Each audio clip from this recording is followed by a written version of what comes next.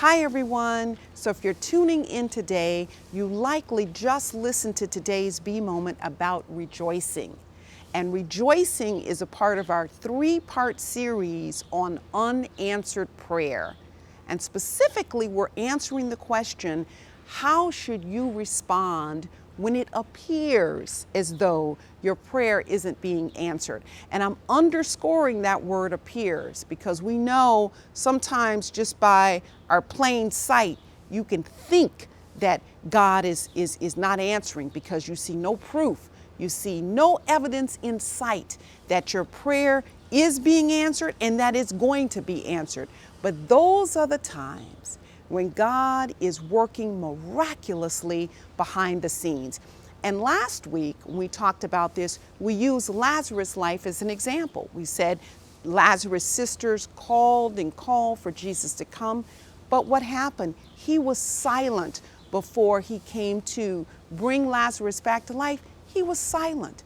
And so when God is silent, that could mean that he's doing miraculous and things we never could have even imagined, as in the case with Lazarus, bringing him back to life, when nobody ever even thought that was even possible. So the first thing we said last week was we would trust God in his silence. Now, today we're saying we're going to even rejoice.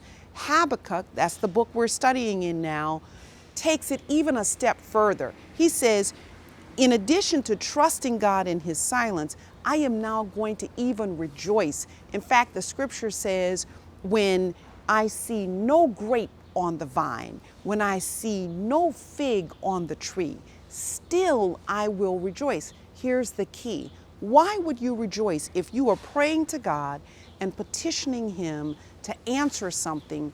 Why would you rejoice if you don't have it? Here's the key. The key is because what you're asking God for is like this size. Let's call it 1x. But what God is working out for you behind the scenes, call it 5x, is this big. And this big takes a little longer, takes a little more time.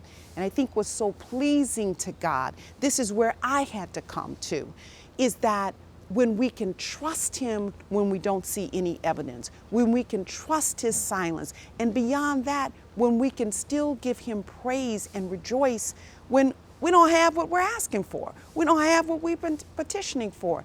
That takes our relationship with him to a deeper level. And I had to learn that because, for me, let me tell you, I have clearly gone from pouting to praising. And do I remember my days of pouting? I felt forsaken. I felt like you're answering her prayer and his prayer and all these other people, but you've forgotten about me.